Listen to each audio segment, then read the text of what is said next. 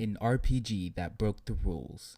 Instead of sticking to the traditional, this game decided to focus on movement and combat as its best option. So let's take a deep dive and study the movement of Indivisible.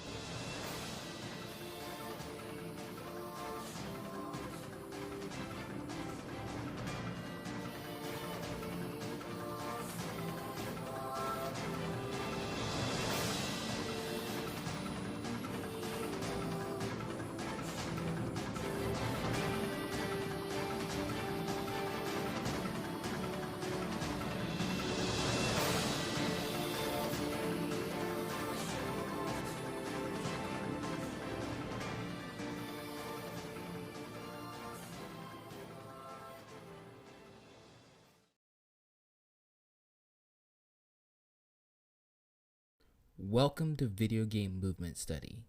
We're going to take a look at some of Ajna's basic movement through the first half of the video game.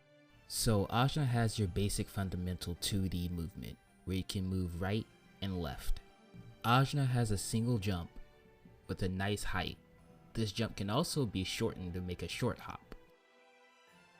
While crouching, Ajna can also slide on the ground. This will be used to reach some of the smaller areas in the game. Also, while holding the analog stick slightly forward, Ajna has this little walk animation. Ajna has a grounded dash. This dash will be your main source of movement for about a third of the game. In later sections of the game, if you press the dash button and hold it, you get a sprint animation. Now instead of pressing the dash button over and over again, you get to coast with the sprint.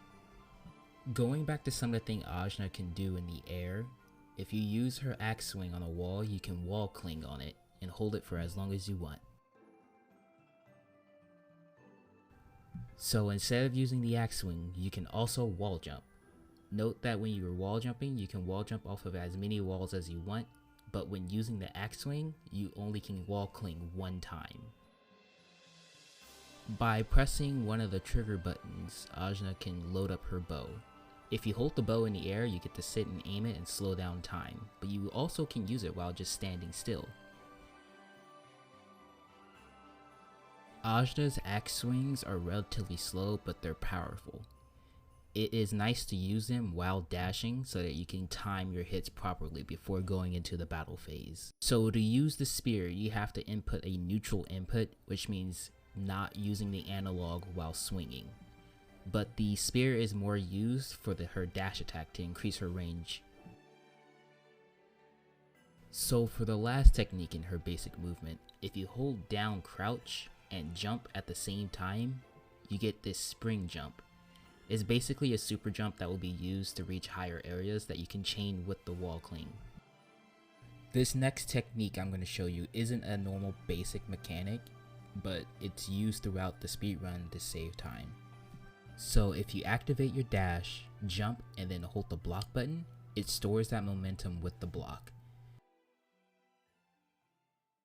So I'm going to show you an example of how to use the dash blocking in action. So when Ajna comes in contact with the enemy, you're going to notice that when she's running, she has a hitbox. As you can see here, the hitbox that Ajna has is absolutely massive when running. Now I'm going to show you the dash blocking in action. Be sure to pay attention to all the times I will be using the dash blocking throughout this. It's a very, very useful technique that will be used all the time.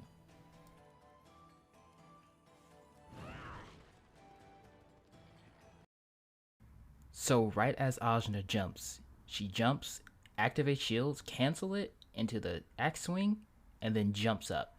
Movement like this is extremely helpful for dodging enemies with larger size hitboxes.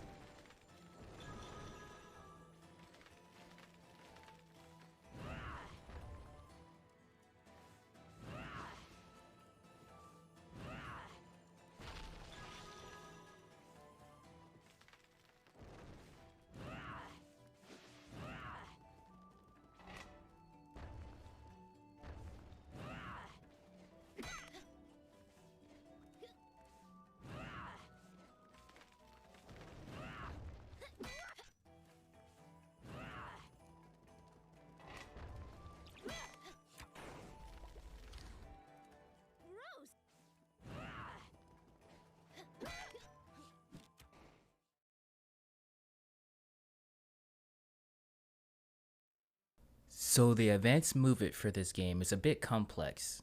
Everything chains into each other, and I'll show you all the pieces piece by piece.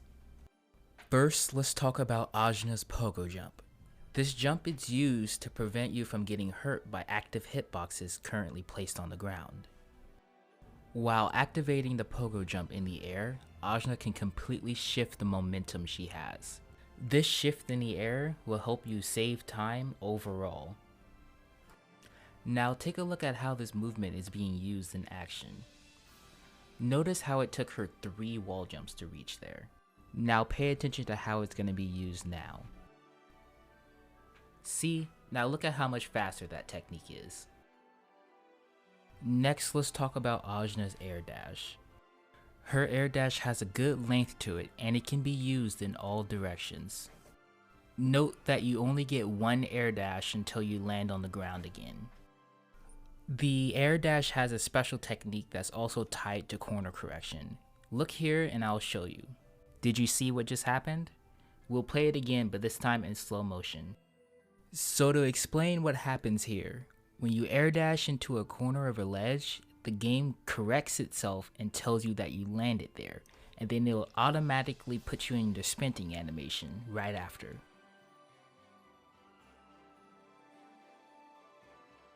In addition to her air dash, there's also a ground slam. This ground slam would send you pummeling into the ground at insanely high speeds. This ground slam is also cancelable with the air dash. Anytime you use the ground slam in the air, you can cancel it to the air dash at any point. This makes it so that when you're insanely high in the air, you can slam down and cancel it right before you touch the ground. That way you don't get caught in the in lag. This next technique also gives her more air mobility. You can use a dash on the ground and or in the air that gives you insane speed. This dash has a hitbox and it can be angled. This upward dash is very similar to the previous one I just showed you. It's just you get less freedom for it and it's just an upwards hitbox. Now that we're all set on the mechanics, let's look at a couple of examples of it being used. In this first example, I'm going to show you some of the vertical movement by chaining a lot of the air dash techniques that I taught you previously.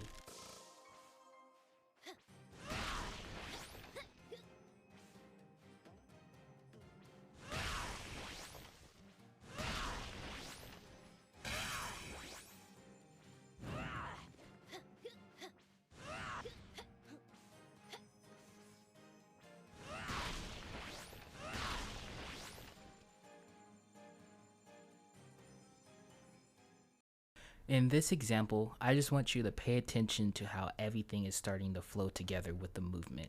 Everything starts to become way more fluid the better you get at it.